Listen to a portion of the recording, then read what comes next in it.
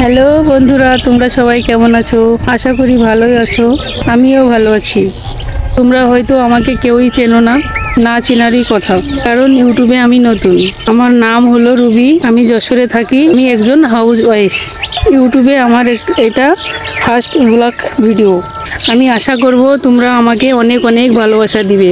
YouTube এমন একটা platform যেখানে একে অপরকে সাপোর্ট না করলে এগিয়ে যাওয়া সম্ভব না।